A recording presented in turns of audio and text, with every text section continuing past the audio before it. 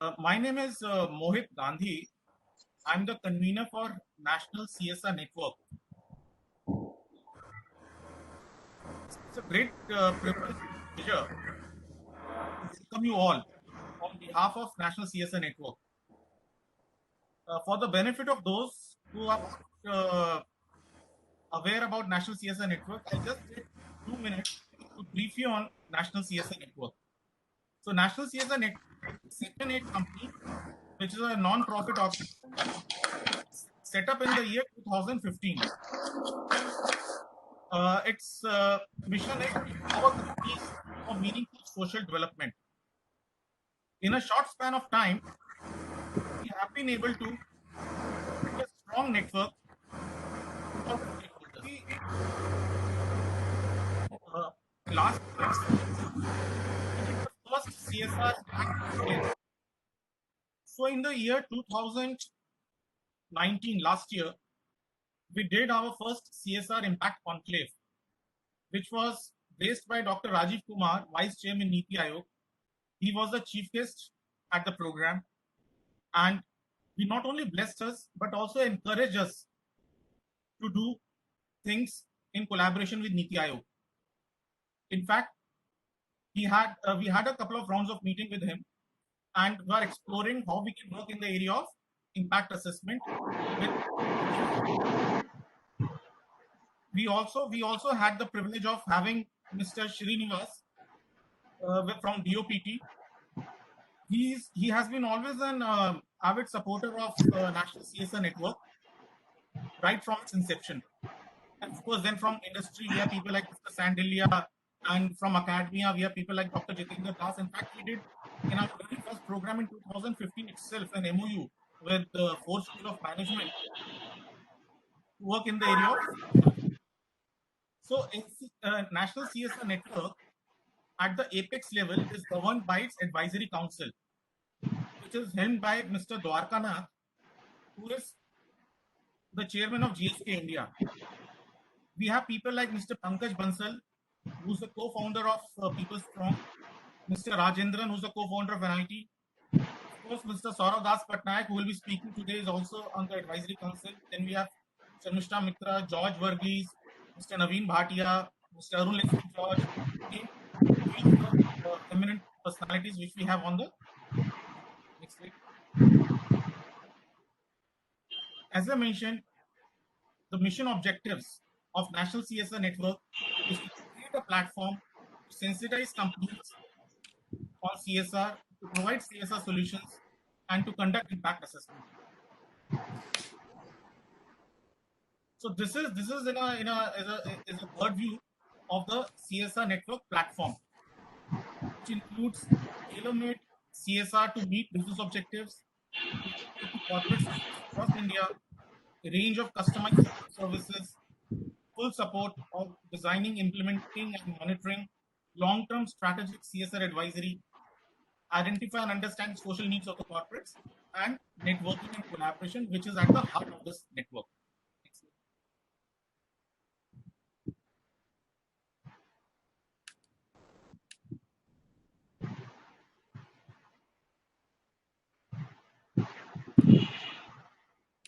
So this network operates networking forums, which include primary education, environment and climate change, under which we are doing this program on water, health and wellness, skill development, and rural infrastructure and sustainability.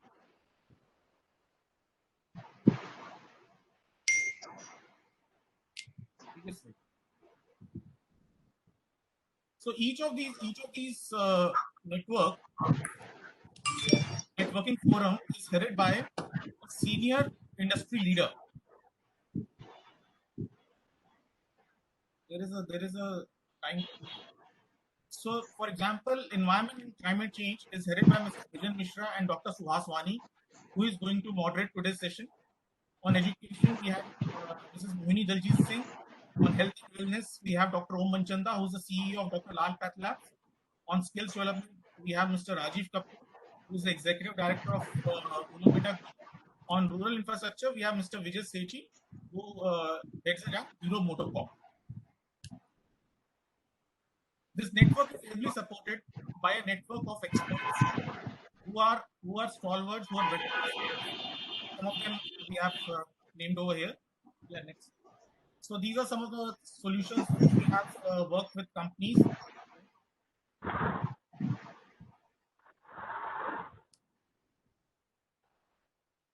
So we work through our empanel partners and also our group of consultants who are part-time and full-time with National CSR Network. So these are some of the initiatives which we have done in the past. Just for the brevity, I'm not going to elaborate on it. So in the past, our events have been heavily covered in Economic Times and other dailies.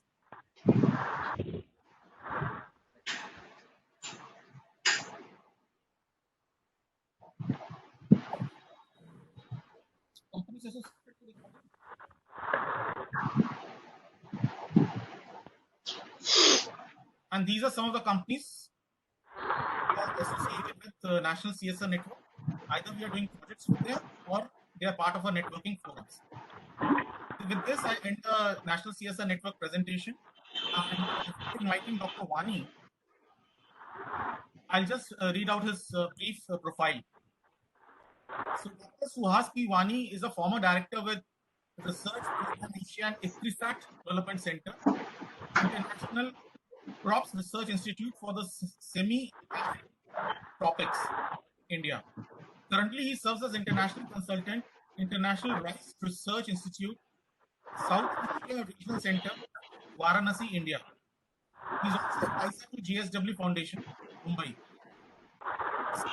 Science-based interventions improve livelihoods in Asia, adopting consortium model comprising of companies, NGOs, state governments, and researchers.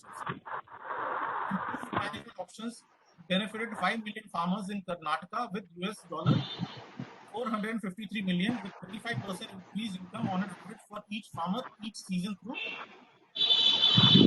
Bhuchetna program 7 years.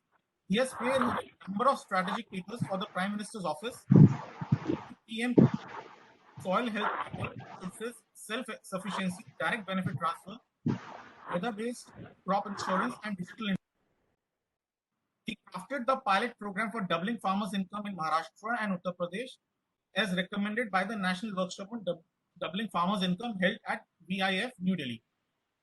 He is gold medalist in PhD, has received gold medal from Government of Vietnam and recognition from YAAS China, Government of India, APP, ICRISAT Asian CSR Leadership Award, 15 Most Impactful Leaders in Water and Water Management, and Most Influential Agriculture Industry Professional 2019 during Agriculture Innovations Congress and Awards. He has served as Unilever's SAAB, serving as jury for JSW Times of India Earthcare Award, trustee for SMSF IRAD, advisor of AIF IRAD Hyderabad, NRM, and Climate Change. He has published more than 600 research papers. So I don't think we could have found a better person, accomplished professional in the area of water management, to moderate this session. So a warm welcome to you, Professor Wani. With this, I hand over the charge to you. Thank you, Mohit. Good afternoon and welcome you all. Special welcome to our chief guest, Mr. U.P. Singh, our Honorable Secretary of Ministry of Water Resources, and also special welcome to our esteemed speakers who will be discussing during this particular webinar. What I will do now, before I'll just briefly introduce the topic, what we are really looking at, and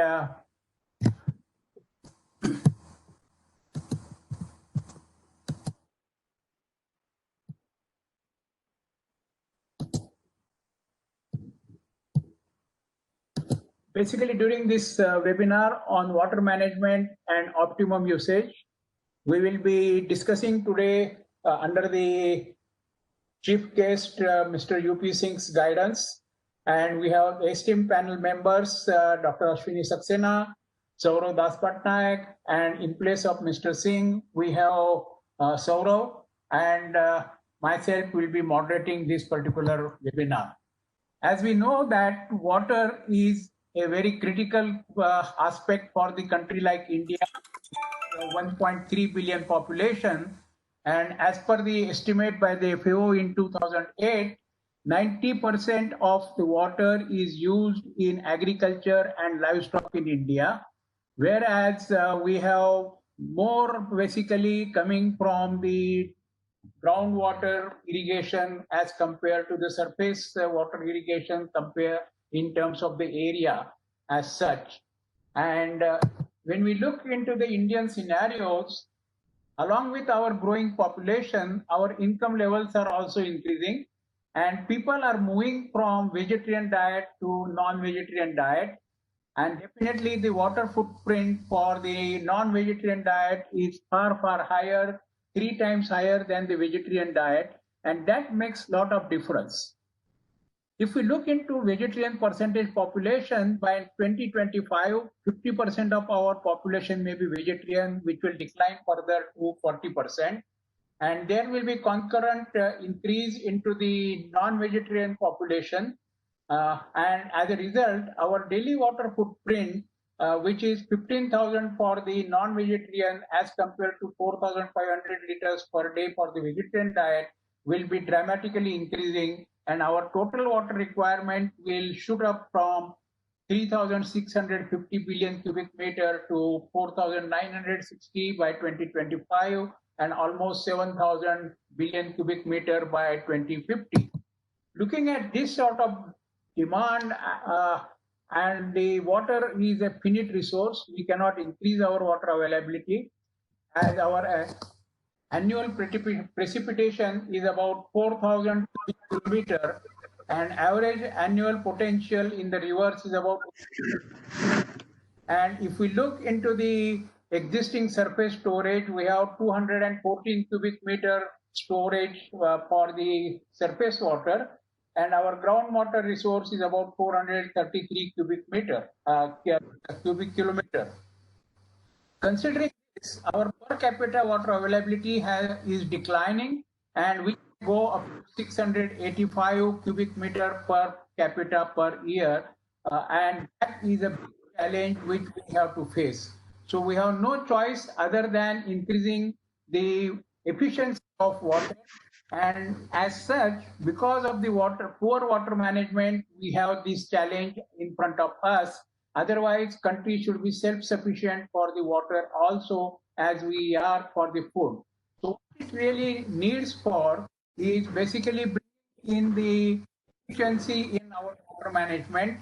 And with that, our objective for the today's webinar is basically how we can create a coalition of corporates and companies of India's schemes for sustainable management of water, and what role corporates can play and are playing to be demonstrated at national level, and enhance the interaction amongst the corporate CSR heads and share their learnings with other stakeholders. With this sort of thing we have, we will be basically looking at the esteemed speakers and guidance from our chief guest, Honorable Secretary Mr. U.P. Singh. I will briefly introduce our Secretary, Mr. U.P. Singh, who is a 1985 batch IS officer. Professionally, he is a mechanical engineer, BTech from IIT Kanpur, and in 2016 he has joined the Ministry of Water Resources as such. Before that, he has worked as Additional Secretary in Petroleum and Natural Gas Ministry. In 2017, he is working as Secretary of Water Resources, looking after development, rejuvenation of rivers, Pradhan Mantri, 2 World Bank aided projects.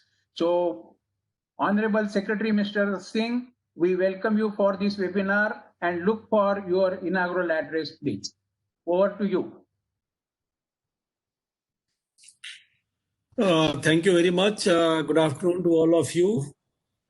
First of all, let me thank and congratulate National CSR Network for organizing this very important webinar at a very important juncture. As everyone knows, right from our childhood, we keep, in fact, during our school days, I always used to do those two lines when we said, Rahiman pani rakhiye, bin pani sab soon, pani gaye na ubro, moti manus chun. From there to saying that Jal hi Jeevan hai, and without water, one cannot even imagine any kind of life form on this earth, to a quote from one of the vice presidents, World Bank, when he said that the next world war would not be fought over oil and gas, it would be fought over water. So all that we are aware of. So I don't think this is a forum where I need to emphasize the need for water security for the country and the need for everyone's access to clean water actually. But then this COVID, if you really see the COVID, the first line of defense in this COVID has been basically the availability of clean water to everyone and the hygiene. And that is why today the water, which has been important all along, has assumed a greater significance actually. And that is why, as you are aware, I would start with basically the two government programs very briefly. One is the Jal Jeevan Mission. And by this time, you all know that Jal Jeevan Mission has been launched. The Honorable Prime Minister announced it on 15th of August in 2019 from the ramparts of Red Fort, where he talked about basically a good quality, adequate quantity water to every household on their own premises by way of a functional tap connection actually. And the other program which you all are aware, which has been under implementation for last 6 years, we have already achieved a greater success, had been Swach Bharat Mission, and we are continuing that Swach Bharat Mission with the aim of sustaining the Swach Bharat Mission 1 in terms of Swach Bharat Mission 2, and also managing what is called solid and liquid waste management. So these two, these two initiatives are there, which is even more important now at this time where COVID is playing havoc throughout the world actually. But when talking of Jal Jeevan Mission, and we are saying that every household must get a tap water, good quality tap water in adequate quantity, then where does this water will come from? A lot of people, if you ask a student where does the water come from, he says it comes from tap. Now, tap is not source of water actually. One should understand where does the water come from. So if we have all this 3,60,000 crore rupees which we will spend, and we will have network everywhere, distribution network, we will have tanks, we will have taps, we will have boring. But when we found that there is no water coming from the tap, then the whole, the government, such an important mission will lose its meaning actually. So what is most important, and I would like basically to talk on that primarily because the kind of people who are participating in it and the kind of job CSR network does is basically what I call a source sustainability. That without sustainability, and that is why you remember sometimes back this ministry, which was a separate ministry for water resource, river development and Ganga rejuvenation, and separate ministry for drinking water and sanitation, has been integrated into one ministry and called Jal Shakti. And the whole purpose of integration has been that demand side of water and supply side of water should basically talk to each other. Initially, the one who supplies is not bothered about demand, and one who is demanding the water, he thinks that it is job of a supplier to supply water. But where does that water come from actually? So integration basically purpose has been that. So with that in view, we all have to work basically for ensuring, as some statistics was made available to you, that how India, what is the total precipitation in India, how much of that is utilizable, what is our current demand, how our per capita availability of water has been going down. Naturally so, there is not a great science in the sense that if your water availability, even if it remains constant, so if the numerator is constant and denominator keeps on increasing, like whatever population we have is almost 4 or 5 times more than what population we had at the time of independence. So if we have the total precipitation remains same as, let's say, around 4,000 BCM, and that the denominator becomes 4 or 5 times, naturally the quotient or the would be naturally 1/4 or 1/5 of what it used to be. And even availability, even though maybe total availability is not really going to be getting affected so much, but this new elephant in the room called climate change is creating even bigger problem, in the sense that we otherwise, everybody talks of that India has a very peculiar rainfall distribution. Our rainfall distribution over time and space is very weird or very skewed. We have in the country areas which gets 5,000 millimeter rainfall. We have areas in the country who gets 200 millimeter rainfall. And most of our rainfall are confined to what is called a monsoon months actually. Now, monsoon months, earlier monsoon used to be different. I remember during my school days or even during my college days, these months like July, August and all, you can find almost it rains every day. Slowly and slowly it be running whole day, raining whole day. It's not happening any longer. Now you may get 2 hours or 3 hours of torrential rain, and for next 10 days or 15 days, you may not get any rains actually. So rainfall distribution is also becoming very weird. And that is why this role of the water, a sustainable water management, is becoming more and more important actually. And with that in view, if you recall, Honorable Prime Minister has every last Sunday of the month, he comes at 11 a.m. He comes on a program called Man Ki Baat. And Man Ki Baat has, of course, very large reach, because even in rural areas and all, one can reach. And in very Man Ki Baat, when he assumed, after the second time he assumed as Prime Minister of the country, for more than 10-12 minutes, he talked basically about the water conservation. He talked about how India had a very glorious tradition of water management at one point of time, and how over a period of time, perhaps we have not kind of given respect to the water it deserved actually. We took it for granted that water would be available, and which has brought us to this situation. And thereafter, almost every Man Ki Baat, he has touched upon this issue of water conservation, and he also has mentioned about some of the good works being done either in some rural areas, or some good work has been done by an individual or by a district collector or whatever he has been kept talking of.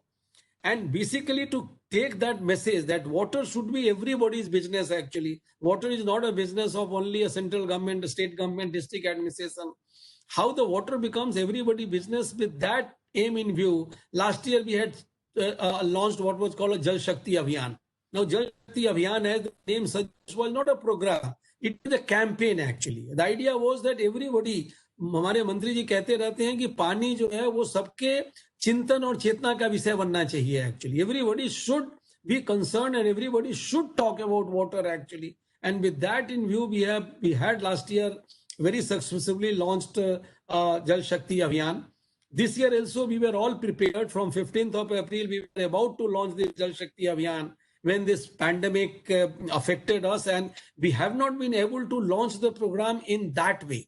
But we have launched something called, which I think all the people should participate. What we say that catch the rain where it falls. In fact, we say catch the rain where it falls, when it falls. So this catch the rain is something which is very important actually. Because as I told you, India still gets about more than 1,000 millimeter of rainfall. And which is not, on an average I'm talking of, which is not bad actually. But if we can, now we were told about how much storage we have. Whenever we talk of storage, we talk of basically large dams. Large dams has played its part, no doubt about that.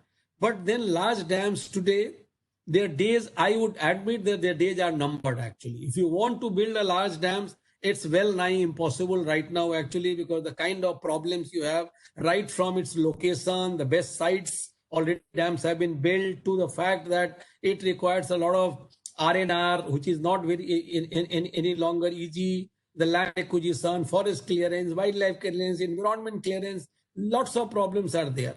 So I would say my take on this is that water problem is basically a decentralized problem.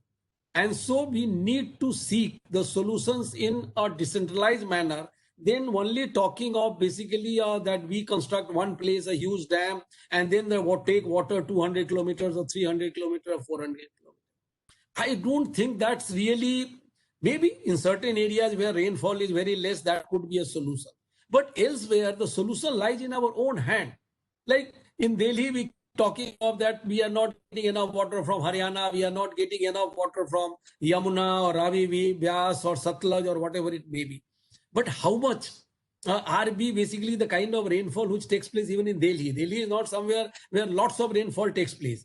But you go to a particular place. I remember sometimes back before this pandemic took last, I think last year, one of the days I was in India International Center, and the kind of rainfall took place and the way we were not able to stand anywhere, so much water was there. But then we are not harvesting that water. So what is important is that today you talk of all this, half the floods which you listen these days are not basically riverine flood. Last year, everybody was talked of Patna getting flooded. It was not that the Ganges water entered the Patna city. The Patna was flooded because the water from Patna could not go anywhere. It could not go even to water bodies because we had large number of water bodies in every city. Rural areas, of course, had huge water bodies, but all cities, some of the cities were known as city of lakes or cities of water bodies, be it Chennai, be it Bangalore, be it Delhi. All those lakes or water bodies have simply disappeared. Either it has been encroached upon, it has got filtered up, silted up, filled up, silted up. It is utilized for basically dumping for wastewater, wastewater or solid waste or whatever it may be.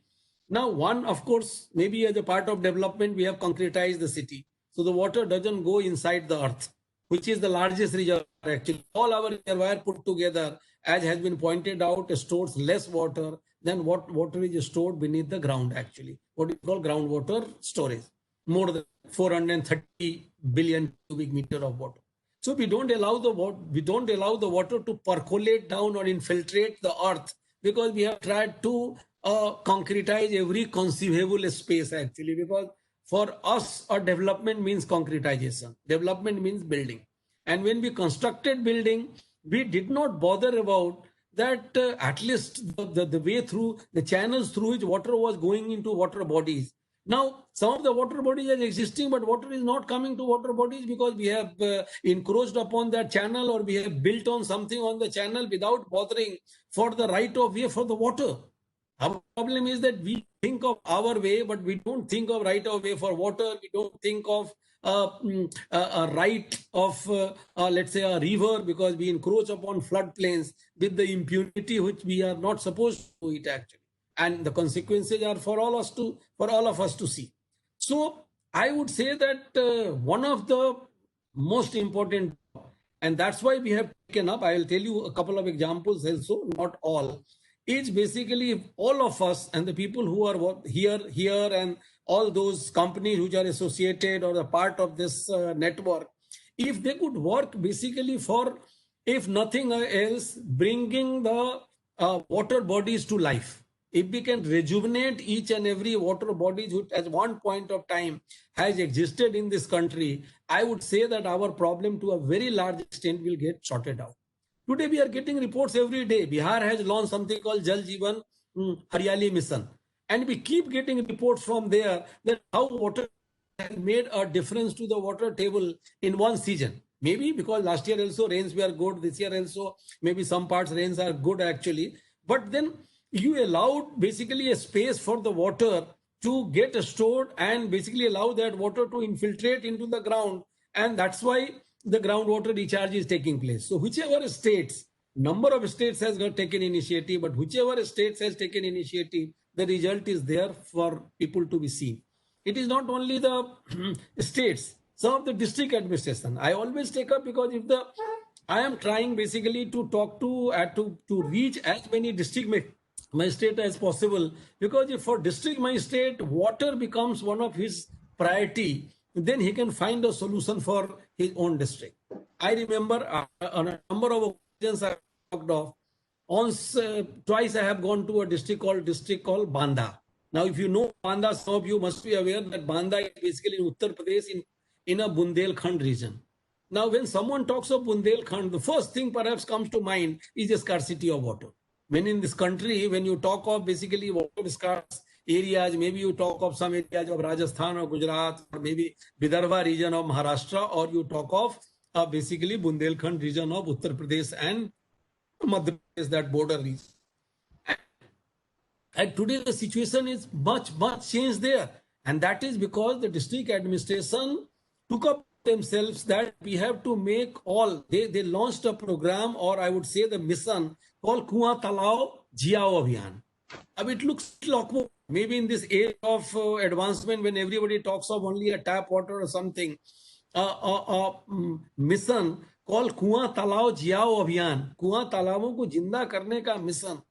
And when I went there that day, of course, we had lots of program, but one of the program was that in the evening, in 7,000 wells, in all wells, 5 women lit a lamp each actually. So 35,000 lamps were lit, basically to show the respect to water, the respect to wells. And the district has not only kind of made their tanks alive, they have made the wells alive, and the results are for everyone to see there actually. Similar kind of initiatives. Again, I would talk of one more district only. I will not name many. The district called Udham Singh Nagar. In Udham Singh Nagar, what was done? The district magistrate, all he did was first he survey. First he went to records of rights and then find out how many tanks or ponds or water bodies basically existed at that point of time on record. And then he found out, then he did a survey, actual physical survey, and it was found that 50% of those tanks or ponds have either been encroached upon or are not existing actually. And then he did further. First of all, he did what he did is those which were not encroached upon, he tried to rejuvenate them either through mainly through MGNREGA, but also through something called MSR. Like as you are saying CSR, this is my social responsibility, because they were not big kind of industries and all there. Maybe there were smaller industries. There were people like a stone, someone was running a stone crusher or something. So those kind of people were asked that, okay, you give us only for 15 days, you give us an excavator or maybe a dozer, dumper kind of thing, which would be useful to expedite the work for desilting of a tank or a pond. And not only, so one, he could do it which were encroachment free. And then out of those which were encroached, about 600 tanks, he could find out that there are two kinds of encroachment. One is permanent encroachment, one is a temporary encroachment. Permanent encroachment are difficult to remove. Somebody has constructed a house, a school building has come, a Gram Panchayat building has come, a road has come. Forget about that right now. But the 50% of them, another 300, which was temporarily encroached, somebody was cultivating or somebody was using as a dumping ground, that was identified, it was made encroachment free, and those were also rejuvenated or innovated. And with that, we would be able to almost about 800 or so tanks have been basically made functional. So they are only some of the examples I am giving. So there is a lot of scope as far as rejuvenation of water bodies are concerned. It could be a tank, it could be a pond, it could be a lake, it could be a wetland. Because many of them, we do not understand their roles many times actually. What is the role of a wetland? What is the role of a lake actually? So I feel that we are trying to make this Catch the Rain campaign as a movement. I would request that many of you, because there are people who at one point, at one end, there are people who are ready to work actually. But then either maybe some is being done in Government of India programs. Like you have programs like MGNREGA, where most of the expenditure is basically done on a groundwater, on a water conservation or soil conservation. But that may not be possible to do it everywhere, because there are areas, because this is a labor-oriented scheme actually. So if the demand of labor is not there, where the work under this scheme cannot be taken. So there are very large number of good non-government organizations who are doing their bit. But what they are doing is maybe they are able to do 2, 3, 4, 5. So if we can join hands basically with those kind of mainly I would say non-government organizations. If you join with hands with good non-government organizations, and government can also chip in both with the funding as well as with technical support. We have organizations like Central Groundwater Board who understands the aquifer, who can give a technical input, etc., and make this something as a movement, maybe in a mission mode, that we think that maybe next 2 years or 3 years kind of, if we are able to rejuvenate all our water bodies, I think we would be able to sort out to a very large extent our problems. Friends, there are many other aspects of water I could have talked about, because someone rightly, I think Mr. Wani has talked about that our water use efficiency. He was talking that how 89%, the Equistat data says that 89% of water basically goes into agriculture. Now agriculture, so that's why a lot of people say that unless we make a dent in the way water is used in agriculture, it would be very, very difficult to basically ensure the water security for the country. He was talking of the groundwater. Now we all know, we think that, and he also mentioned about the self-sufficiency in food grains and kind of a green revolution which brought about the self-sufficiency in food grains. See, a lot of us wrongly in a way understand that the self-sufficiency in food grain or the green revolution has mainly come because of we build large dams and we build canals. They have their own contributions. But do you know, even in Punjab, a state like Punjab, where you have so many large dams and you have canals network everywhere, there 77% of water for irrigation comes from groundwater actually. In Uttar Pradesh, which has one of the oldest canal system, like Upper Ganga canal system, such a huge system which was built even prior to independence, there 80% water comes basically from a groundwater source. Now, which brought basically so much prosperity to the country is today basically begging for sustainability. There are aquifers in Punjab, Haryana, and many other states where exploitation of the level of development, groundwater development, is 150%, 200%, somewhere it gets to 50%, which means basically that we are putting X amount of water in the earth and we are drawing 2x or 2.5x actually. But how long? It is like, if I am spending more than I am earning, maybe if I have some fixed deposit, I would be basically spending from that fixed deposit. But how long? So it's very important that this groundwater recharge or groundwater sustainability, and that's why we have a program this year have launched. In fact, Honorable Prime Minister has launched that program on 25th December last year from Vigyan Bhavan. It's called Atal Bhujal Yojana. And the idea is basically Atal Bhujal Yojana is, it's not a very huge scheme in terms of money like Atal, like Jal Jeevan Mission. But it talks of a paradigm shift in the way in which groundwater is managed. We all talk of participatory groundwater management. You are hearing it for very long. Everybody perhaps knows about a Hibre Bazaar or Apuria or some such experiment actually, that how one young Sarpanch of in Ahmednagar district, Hibre Bazaar, Mr. Popat Rao Pawar, who was given also last year Padma Shri, how he brought about a change in the village by just managing water in a participatory mode. So, but for the government, for the first time, have brought out a scheme which is being implemented in so many 7 states right now, which basically talks of participatory groundwater management, emphasis on demand side management, not so much on supply side management. Now, in just 1 minute, I would like to speak on why a participatory groundwater. What is this participatory groundwater management? The people must know. I remember once I heard a lecture where it was told that either the aquifer has to come to the people or we have to take the people to the aquifer. People should know how much rainfall they are getting. So measuring rainfall is not something a rocket science actually, which a villager cannot know.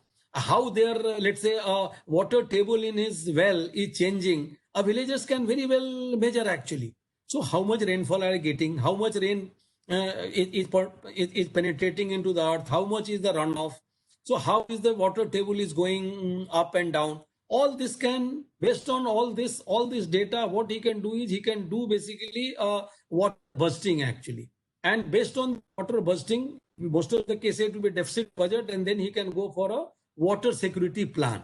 And the water security we'll talk of what kind of things one needs to do on a supply side management and what one needs to do a demand side management. So in this also, demand side management could be right from a promotion of micro irrigation to crop pattern change to many things actually, which I did not be discussing all that. So that's another area that participatory groundwater management is very important. And if in some way companies can get involved in that also, it would be something very good, maybe by way of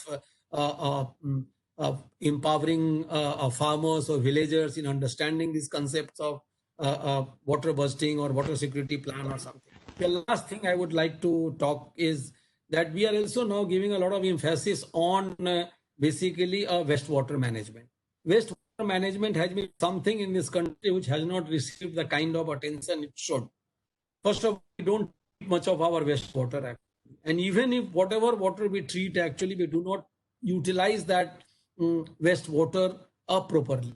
So we have taken a lot of initiatives to bring about a paradigm shift in the way which wastewater management by concepts like hybrid annuity mode and all, so that it is not only that you construct a sewage treatment plant, but you also operate it. And thereafter, number of states have gone for a recycle reuse policy, whereby the water which is treated is utilized basically, because it looks pretty awkward that a lot of people here who would be here right now, they have some kind of industry or whatever it may be.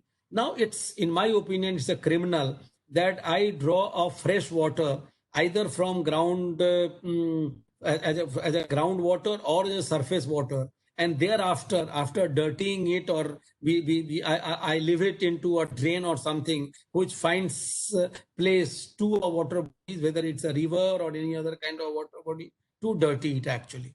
Now, how long we can afford that actually? Because so another area where I would say that maybe a CSR network can work would be basically rejuvenation of small rivers. I'm not talking of, everybody talks of river cleaning. I don't talk of river cleaning. It's basically a river rejuvenation.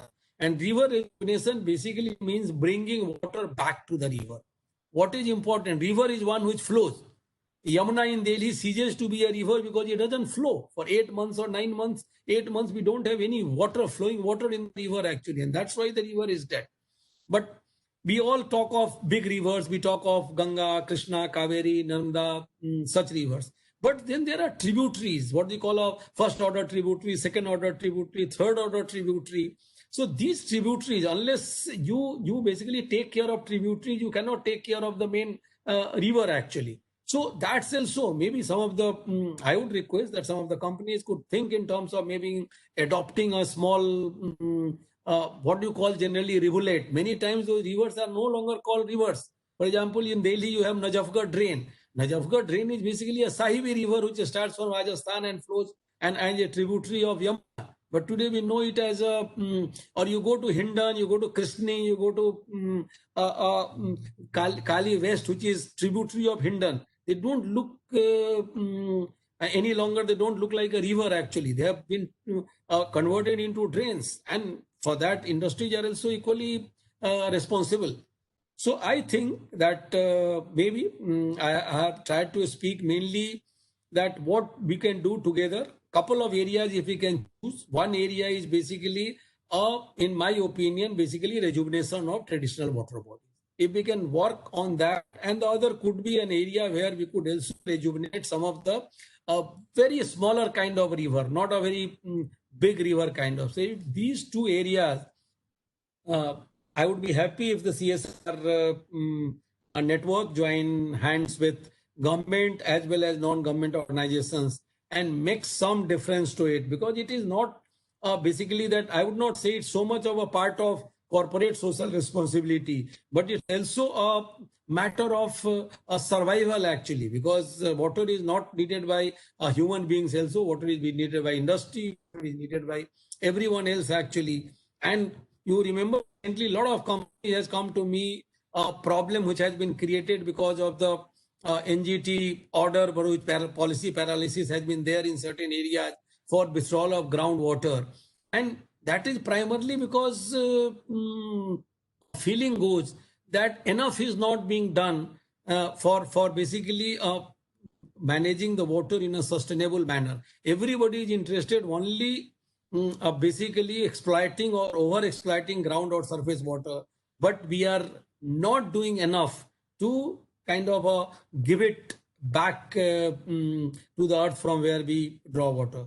So friends, I would not like to take more of your time. Thank you very much for giving an opportunity. And I do look forward to, because you are working in so many fields, and maybe water has also been a part of your this thing. But I, considering today's situation, I feel that there is a need to be a little more focused attention from a CSR network also, as far as the water related issues are concerned. Thank you very much.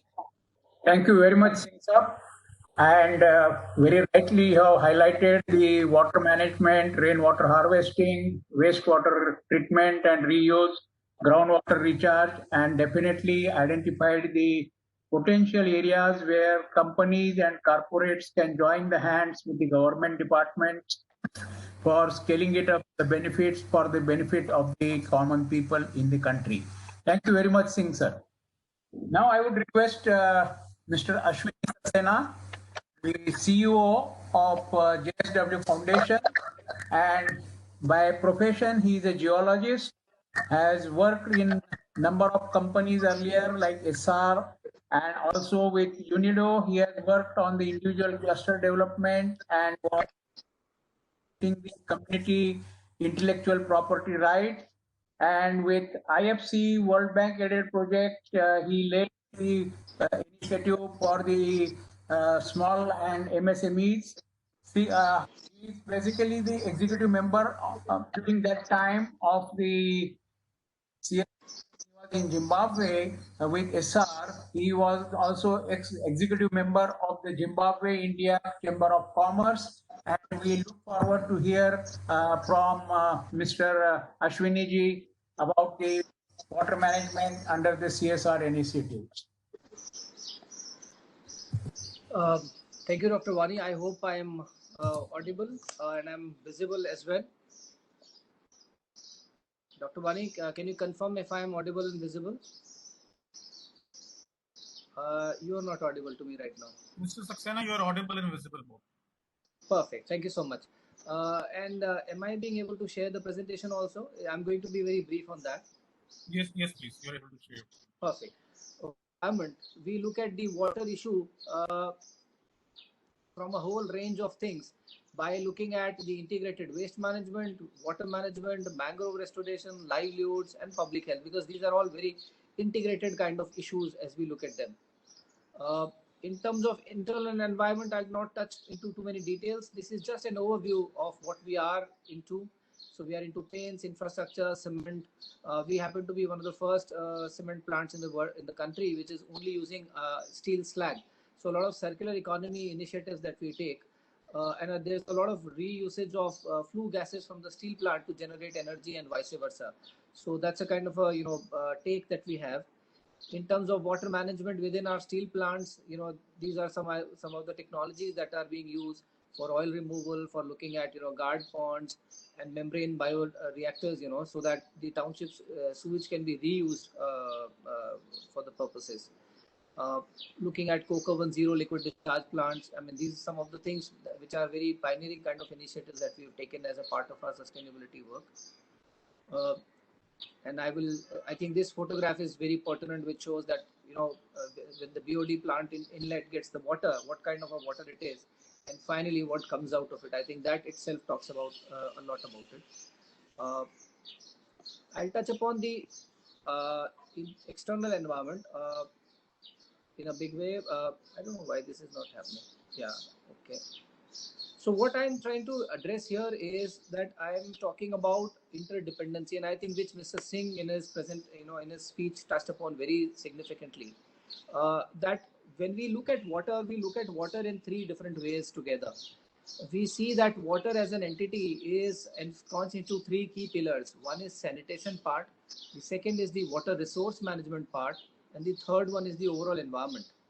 And between the interface of these three key pillars, between sanitation and water resource management, on one hand you have rainwater harvesting, And on the other hand, you have things like wastewater, which very importantly touched upon by Mr. Singh, and I'll cover some of the things that we are doing. And at the interface of water resource management and environment, we see mangrove restoration, given our geographical footprint, becomes a very important activity to be looked at, because mangroves happen to be one of not just the carbon sequesters, but also happen to reduce the salinity, which would otherwise ingress inside the neighboring fields, and which will affect the livelihoods of the people. So I think that's another element that we look at very keenly. And I will not go into the numbers. Sorry, let me just go back to the first slide again. And similarly, between the interface of environment and sanitation, while solid waste management looks as if it's not connected to water, but I think the plastic menace that all of us see in our country today is a very clear example of how this plastic goes and then clogs not just the drains, but also the water bodies and the sea beaches as well. So I think that's another initiative, which is very important. And then, of course, the plantation, which is an important integral part of the watershed work that we've done. In fact, with ICRISAT's partnership, when Dr. Wani was there, and even today we continue that relationship. Just some numbers, I will not go into the details of that. Lot of check dams and etc. The key highlight that I would like to touch upon is that all this work that I'm talking of is not our work, it is the community's work, where the community has participated, the community has contributed, and because of this desilting, repairing, rejuvenation of water bodies, repairing of channels, I think all these things have been done in very close participation with the government and the communities in the neighboring areas. Now, the another element that I wanted to touch upon is, that what we as a corporate are trying to work upon is that rather than we just taking up small little activities of, contour trenching somewhere and desilting somewhere, it's important for us to also invest in right kind of a data-driven approach, so that we create a framework on which we can collaborate and innovate together as different constituents of the society. So what here is an example that I wanted to showcase, where the entire Palghar district, government of Maharashtra came up with a scheme, Jalvik Shivar, where people were supposed to contribute for rejuvenation of water bodies by desilting them. I would like to highlight that, with ICRISAT's partnership, we did this work many years ago in the entire Palghar district where we were working, and a lot of dams, small check dams and weirs, which were constructed in the year 2000 or 99, they were kind of rejuvenated by us almost 14 years later in 2013, 2014. And because of which a lot of water retention could happen, and those marginal, I would say, farmers, tribal farmers who were migrating away did not migrate further, because now water was available for small subsistence level agriculture at least 10 months of a year. So taking cue from that, and the silt that was taken out is, since it is rich in soil, rich in nutrients, this was given to the farmers so that they could also rejuvenate their soils and do better crops. So that was some work that we did in 2014, 2012.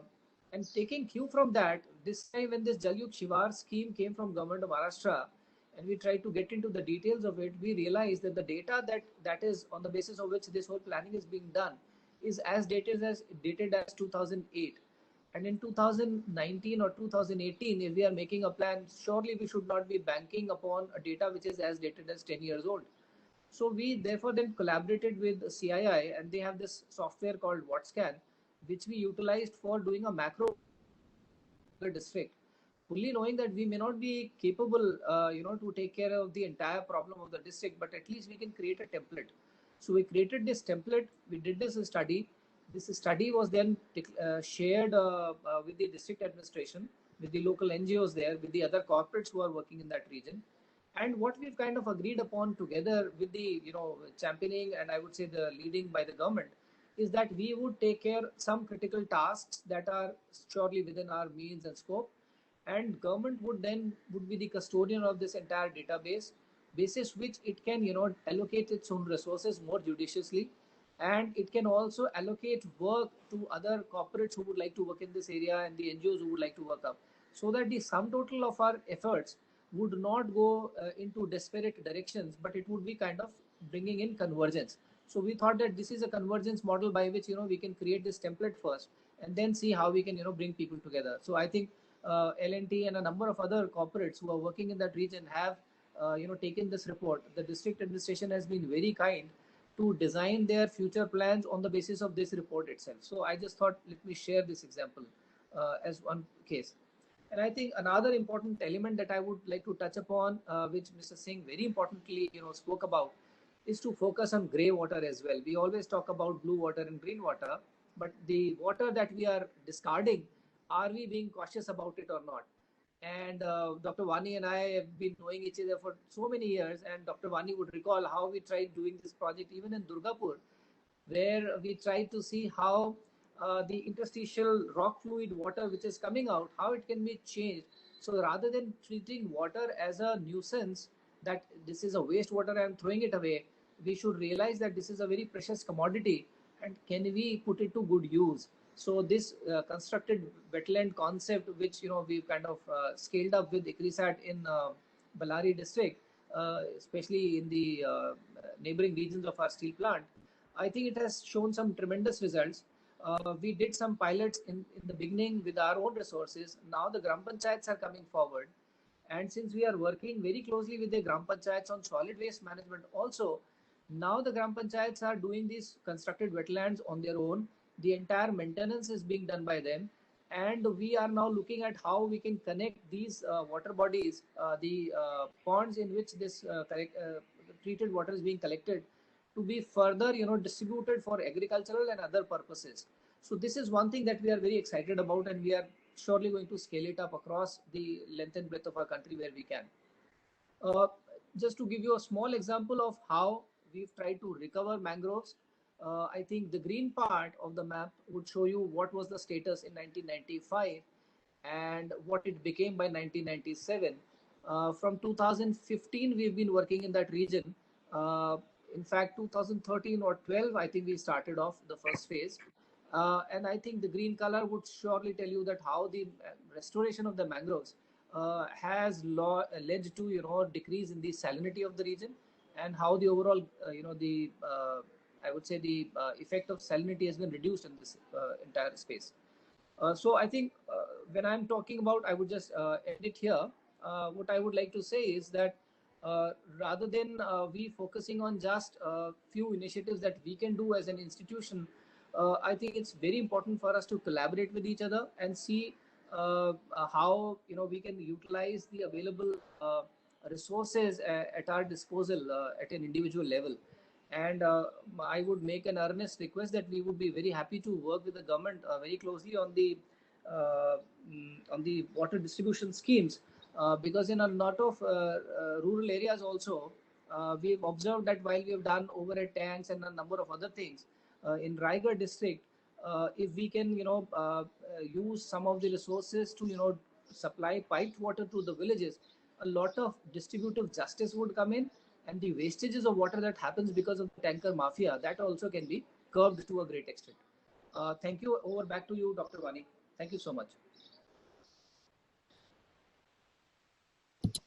Thank you very much, Ashwini, for highlighting the work which has been done by the JSW Foundation in partnership with the community and the research organizations and the government on the area of rainwater management, recycling of wastewater, and recycling of the solid waste also, as well as rehabilitating the wetlands in the Konkan region. Now, I think we'll have Mr. Sunder, who will be speaking on the topic from the Vedanta. And Mr. Sundarraj has 18 years of long experience in the development sector, working with Chiron Vedanta since 2007. And from 2017, he is working as the head of the CSR. And the mission of the Vedanta is to reach 1 crore farmers, and they are benchmarking their work with the Tata iron and steel companies CSR as such. So over to Sundar. Thank you, sir. Good evening, everybody. Am I audible, sir? Yes, you are audible. Yes, sir. Thank you, sir. So it's a pleasure to have a discussion to make a presentation on our initiative on CSR aspects, sir. Vedanta, as a Vedanta company, we are a sixth largest diversified natural resource company, sir. Right from India, South Africa, and other countries as well. And we are into the field of oil, gas, zinc, lead, copper, iron ore, and aluminium as well, sir. And you would be we would be happy to know Vedanta contributes 1% towards India's GDP, sir. And as far as aluminum sector is concerned, which I represent the aluminum sector, we are the we produce 2 million tons of aluminum, and we single-handedly handle 37% of India's and 59% of Odisha's production, sir. And aluminum, we understand, our understanding goes, it's a future metal and has a significant strategic importance. Plus, about this, more importantly, we strongly believe in giving back to the society. That's our vision of our chairman. And we see as a core market segments at market leaders, sir. This is a quick introduction about our Vedanta, sir. And now going forward, our CSR footprint, I would not take much time, sir. This is a footprint. We have our reach in 72 villages, benefiting around touching the lives of more than 76,000 people. And we have a strong women network of through Subhalakshmi Cooperative. Around more than 3,900 women are linked through this. And we have health services, and through different key infrastructure project, we have developed 580 key infrastructure, sir. And we have a thematic intervention as well in this location. Then coming back, this is the talking point we have been given. So I will just quickly take over the scenario of Odisha, where we are representing from Jharsuguda. Approximate around 155.75 is the total square meter of land, out of which 90% is the cultivable land, sir. When you see specifically this tribal community, sir, around 21% tribal community, they hold the land of cultivable. But when it comes to the cultivation, only 9.1% are tribal operated, sir. And of course, Odisha is a predominantly paddy kharif cultivation. Our major focus is on paddy cultivation. And what we understand from our water challenges is that they find difficult to conserve the water which goes off because due to mainly hilly regions, sir. And leveraging science and technology, that is one challenges this area face. Plus perennial water sources restricted to only food areas, sir. So this is the overall challenges. And to summarize this, now I'll be just taking over what is our specific intervention in the field of water management and the livelihood activities. This is our overall initiative, what we have done so far, sir. So around our operational area, what we did is we ensured 21% of the land are cultivated. That one thing we have done, and our goal is to secure economic prosperity among the community.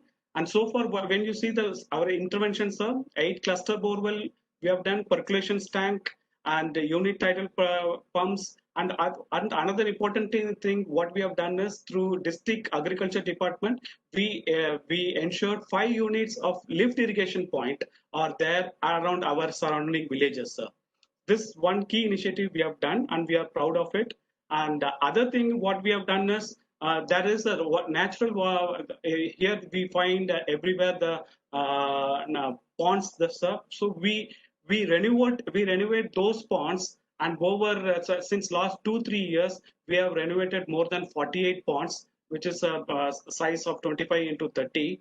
Then through direct government intervention by partnering with NABARD and line department, we brought more than 20 lakhs of direct contribution apart from the villagers contribution, sir.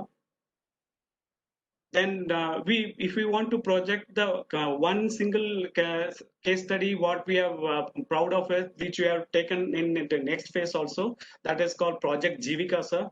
Before our intervention, the agriculture people used to do only the single crop cultivation. What we primarily concentrated on this is we concentrated in renovating the existing water source, and plus digging the open well and ponds. In that way we contributed, and today this seeing the success of this project, around one we didn't work with a larger farmer community, and we worked with a very specific number, 110 farmers we worked in the first phase. And because of this, today they are having a two crop they are doing. So that this is one major achievement. And seeing this success, what we have done is we have extended this project to phase 2 by covering more than 250 farmers, sir, around our immediate operational area only.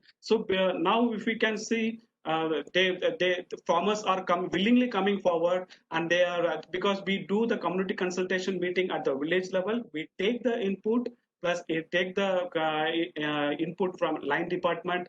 With their involvement, we establish all these activities, sir.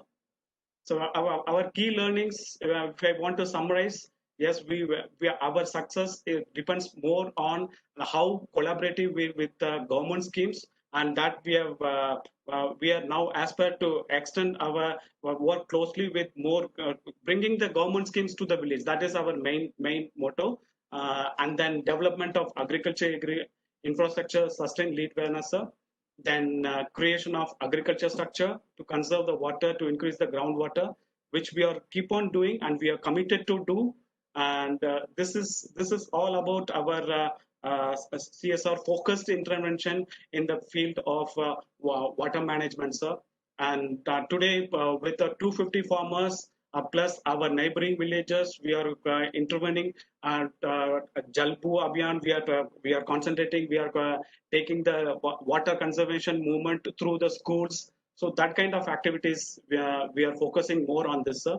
And as far as Vedanta is concerned, we are proudly, at whatever the manner we can contribute to the community, we continue to do.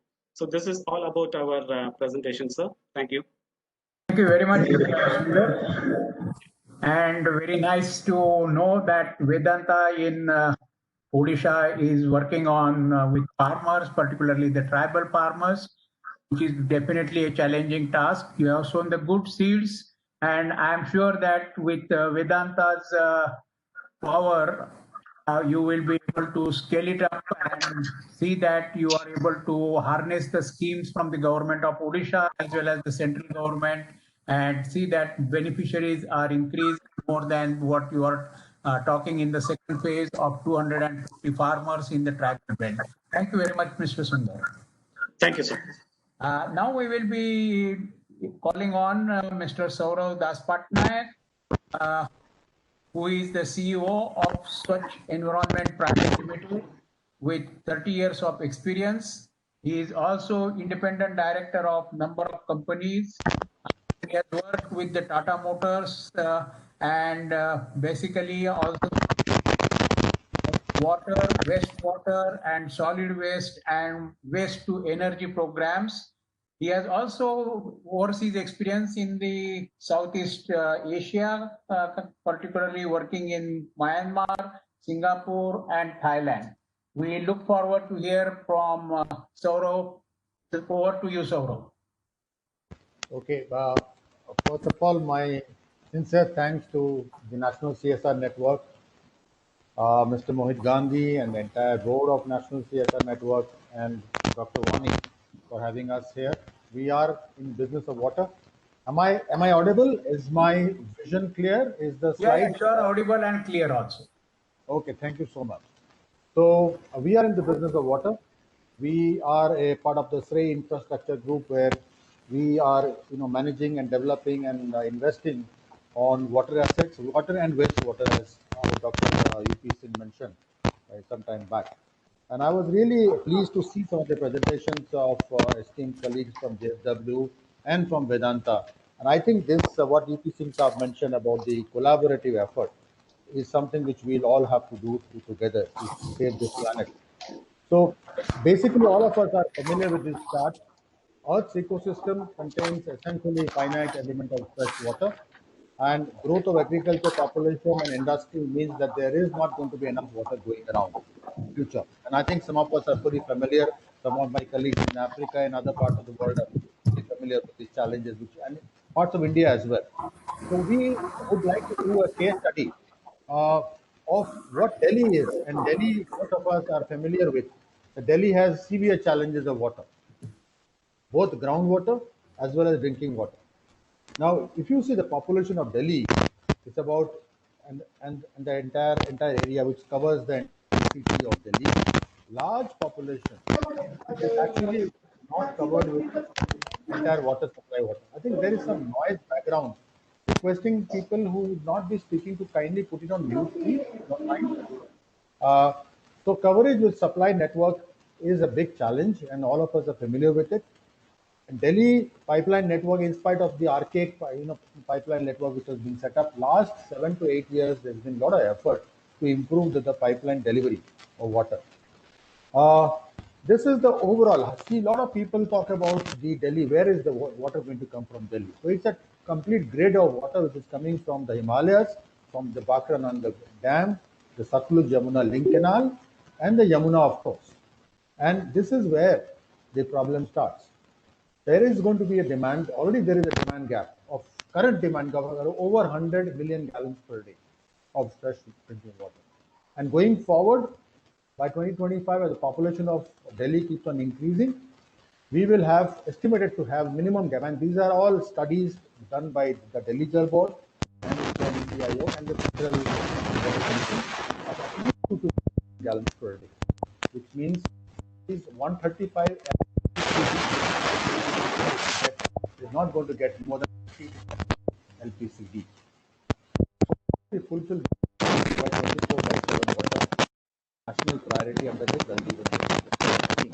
Now, if you look at the total the network, Delhi has major line, and the line network is around 15,000 kilometers. Rainy renewables are also available. But as you know, NGT has strictly now prohibited raw groundwater, especially in areas where water is available. Easier and boosting cases. So I think out of this, we as a company and have set up an SPV, which is into a build, own, operate, transfer scheme of water treatment right from intake at Bhavana and the entire water treatment at Nangloi, and then entire network and filtration. So this is a joint venture between Veolia of France and Swach, and this is the investment which is called Nangloi Water Services on a 15-year concession of build, own, operate, and transfer of this project. This is one of the largest 24/7 PPP projects under DBFOT in the country. More than about, I will get you the statistics. And I think the reason I am explaining to you is that most of our urban areas are actually facing severe water scarcity. And going forward, drinking water in pipeline is going to be actually a pipe dream if you don't address some of the challenges. Now, if you see Delhi, this is the Delhi and boundary, and our command area covers a large portion of around 137 square kilometers, which is further divided into Najafgarh. And I think Mr. Our respected secretary mentioned about Najafgarh Nala. It is actually a river. So we also commanding the Najafgarh, Munka, Mohan Garden, and Nangloi areas. These are some of the areas, not always the posh areas of Delhi, but the semi and the peri-urban areas of Delhi. 129 square kilometers. So almost about 9 to 10% of Delhi of water, the project area, and about 1.5 million people being serviced, which attributes to around 8 to 9% of the population of Delhi. Now, this further zone is divided into the district metering areas, and this is where the like a distribution of power, the water grid is getting formed as we are reaching out new areas which were not being covered earlier at all. Context of Delhi is, as we discussed, about scarcity of water, judicious use of water, conservation of groundwater, adopting rainwater harvesting. We all talk about it. But if you see on line application, very 3 to 4% of the people or households are actually doing rainwater harvesting. Now, one of the major challenges when we took over this entire project area in 2013 was illegal and unauthorized water connections. And that's what high non-revenue water. 79% of the non-revenue water is actually that means the water which is not getting billed, but is being taken out of the pipeline. And reluctance of residents to take legal connection because of the poor condition of the water supply. Now, this is a challenge which any concessionaire or agency which takes over an asset, which is an archaic old asset, and try to rejuvenate this asset is going to face. And quality of water, we all talk about the quality of water at the water treatment plant may be fantastic, but as the water reaches the household, a lot of contamination takes place. And that's where, because water is a piped source, a large amount, and it runs through many areas, there could be contamination. But so pertaining to 24 by in supply, a huge problem when we took over. Some of the challenges, I have just given an example. Unauthorized connection. See the kind of rural, semi-urban areas of Delhi. Uh, Again, huge challenge to see where leakages are taking place. Go to the pipeline, Delhi, near the metro, you could see metro pillars. There are GAIL, there is MCD. There are 7 to 8 agencies you have to interact with and set up this pipeline. Almost a 1,500 kilometers of pipeline had to be laid. When you took over the network health was the pipeline was this condition. Most of the pipelines were scarred, highly corroded, and leakages were yellow. And this is to find out where leakages, replacement of old pipelines, and laying of new pipelines. These are mammoth tasks. So we took upon ourselves and as SPV at Mangalore Water Services, with the support of Delhi Jal Board, to engage with the community. And because the community is the key element to drive change of behavior. When you are actually driving change of behavior, it completely addresses the wash component, the IEC component, and wash element. And today we see a pandemic, and one of the most important aspects is drinking water hand wash. And with hand wash, you can actually prevent large amount of disease. And that is one of the areas. So a huge amount of exercise with the Delhi Jal Board and the local authorities, the ULBs, the municipalities, the councillors, engaging in with them to actually go for official connection, not to pilfer the water, which will contaminate not only their water, but contaminate their own relatives and the other friends. And this is where continuous education, information, and campaign to do online control of water. What is good water? How can they get the water checked at any point of time? Samples are available to do ready-made checking. This kind of initiative which we took over is now actually paying through. Rainwater harvesting is an area which a large amount of Delhi should be doing. Unfortunately, in our command area, except the commercial buildings, not many are doing it. So this is a real level of not only awareness, but how to do rainwater harvesting in existing structure, existing building, and how to encourage them. So Delhi Jal Board has come up with a good amount of concession, direct transfer scheme, where people will get one-time support in setting up rainwater harvesting schemes within their existing, structures, whether it be a commercial building, school building, or a office building, or a residential complex. And there is an incentive available on the rebate of the water as well. One of the important things which we found is engaging with the schools. And children are the people who actually make change happen in their families, in their immediate surroundings, in their families. So we have adopted almost 30 schools. We have constantly been engaging with the schools, and some of the schools are municipal schools, and handholding with institutions to making applications for water connection. Encourage these children to encourage their parents to go for water connection. And the resident welfare housing society. This is something which is very important. Incentivizing the lower income group people to get rebates. So up to 20k per month for water is free as per the government policy. They are targeting communication to enhance awareness too. And that is where continuous scheme of EMI scheme. People cannot afford to take a large connection. There is an element of investment of 20 to 30,000 rupees for meter, installation cost, overheads, etc. So we had come up with an innovative EMI scheme for on a microfinancing, which in 11 EMIs that they can easily afford to take over water. Then we do constant monitoring of the healthcare system. One of the areas which we found, scheduling a water connection camp in consultation with the local community. That's important because the community is very powerful, and some of the areas which we talk about, the Jat, the Gujar, and other communities which are residing in in the command area play a very important role in actually their community leaders play a very important role. Water meter installation drive by sensitizing the community and its benefits in allaying apprehension as whether there will be tomorrow rate hikes or not. There is a lot of apprehension. Grievance redressal system. For the first time, we have a 24/7 helpline, SMS-based system on a mobile app. All these systems are available today for any mobile app or your telecom is also applicable to the water facility. And that's, I think, is changing the behavior pattern of our people. Now, so what is achievement? We have achieved the reduction in the non-revenue water. There has been 91% increase in customers. Over 2 lakh house service connections have been installed. A large amount of complaints which have been lodged initially are coming down. But yes, water, I can say, is a thankless job.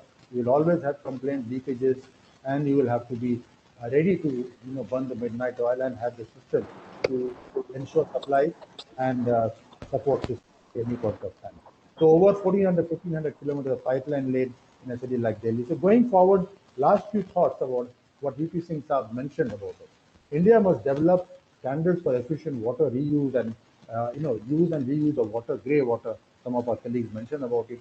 Encouragement for the use of reuse is very, very important because groundwater recharge is very important for us going forward for non-agriculture purposes.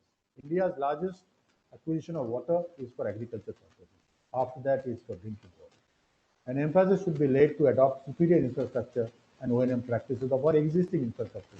Large amount of investments have been made, but infrastructure is lying not in the full use or full efficiency of the infrastructure use. Large amount of urban areas are large percentage of non-revenue. This needs to be addressed. State-based tariff mechanism. Large amount of our political sector believes in free water, free air, free everything. And that's not possible to provide quality service of water if you don't engage with the community and yet charge them very, very minimal amount, but it should be chargeable. If it is free, quality cannot be assured. And private sector has to be encouraged to come in and come forward to partner in this kind of area. Desalination again is something which is on the coast is very important. And going forward, from a company perspective and from the corporate perspective, addressing social and ethical concerns for people who are unserved in our society for water. And water is basic necessity. I am rich and poor. The pandemic has actually taught us that we have to do hand wash. Water should be available, and people are residing at home now more. So water usage is going up. Effective program governance structure will have to be set up at the local bodies, and effective revenue management, bill collection, O&M, and non-revenue water management. And this has to be all engaged with efficient and smart metering intelligence system. So that's how we can go forward to actually save water. Every water you save is actually saving the water for the river, from the river and from the surface water. This is what, in short, I wanted to share our experience of case study of Delhi, one of the largest public-private partnership of 24/7 water supply.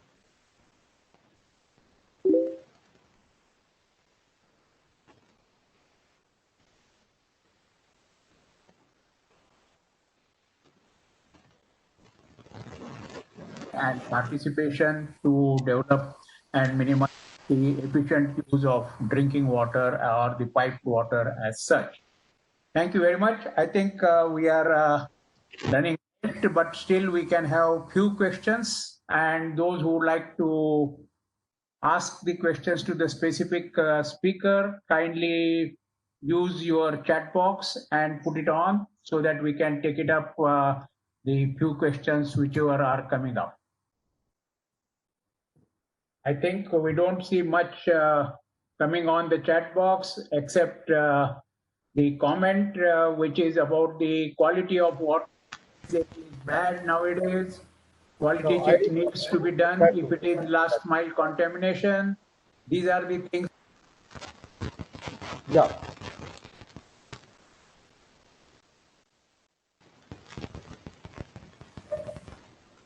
So there is an element of contamination for last mile, especially in areas where pilferage is taking place. And this is causing contamination. If there is any specific number of the house, if it is within our command area, we will definitely like to check it out.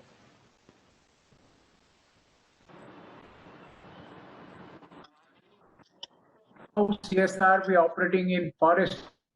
Many command areas needs to be treated, but can't be because of the forest. How CSR agencies be guided in this and proposition of intervention in tribal forest areas.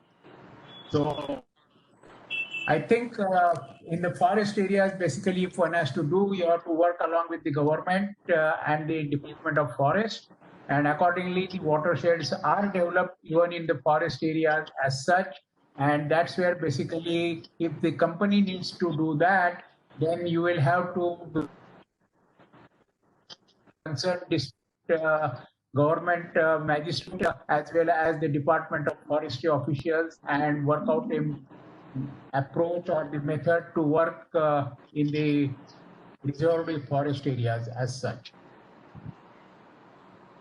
There is a comment, Dabri does not fall under Nangloi PPP area, which Mr. Daspatnaik was referring to in his presentation.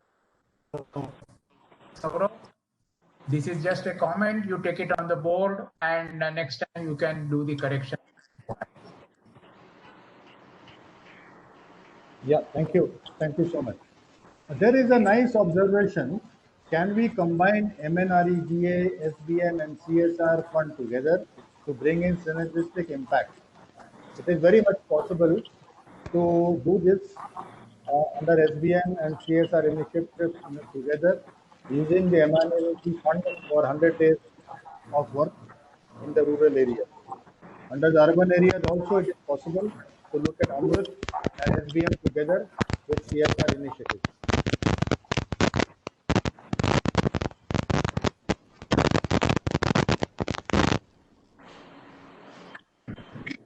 So if there are no more questions, I will hand it over to Mohit. Back to you, Mohit. Thank you so much, Dr. Wani. So I think Secretary Sir is not there, so you can take over now. Yes. I think we are back on time.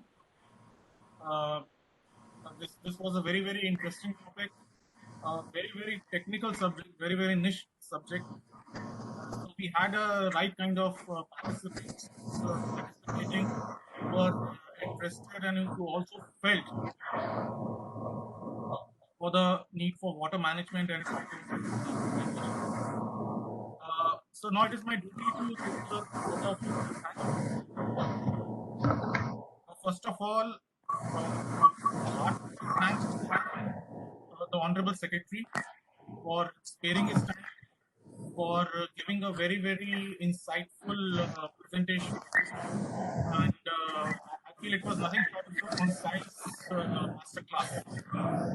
So thank you so much, Honorable Secretary. All the speakers were fantastic. Were masters in their own areas, and it was really a privilege and a pleasure to have them on the platform of National CSR Network. First, thanks to Sourav Daspatnaik for supporting this webinar. He has always been a great support, a great person who is not only insightful but who also works with great empathy towards the cause of CSR. Thank you so much, Mr. Sourav Daspatnaik, for supporting this webinar. Also, our thanks to Communicate for being the PR partner for this webinar. In the past, whenever they have covered, they have got excellent mileage in the media. So hopefully, we should be able to get and we will circulate. Neha from We Communicate is there. So thank you so much, Neha, for your presence. Also, to Vedanta for providing this platform of WebEx, especially for always being there for her support. Mr. Saxena, thank you so much from JSW Foundation for sharing your insights and what all can be done and what all you are doing with you have done with ICRISAT and Dr. Wani. Mr. Sunder, thank you so much for speaking for Mr. Srei. You made a very concise but a very well presentation. Again, Mr. Sourav Daspatnaik was as lucid and as insightful that it can be seen from the comments from the chat box what we have received from him. And last but not the least, Dr. Wani for spearheading this, for preparing the concept note, for giving direction to this webinar, and having this webinar is always very insightful experience for all the participants. So with this, we come to the close. Thank you so much, everyone. Thank you very much, everyone. Bye.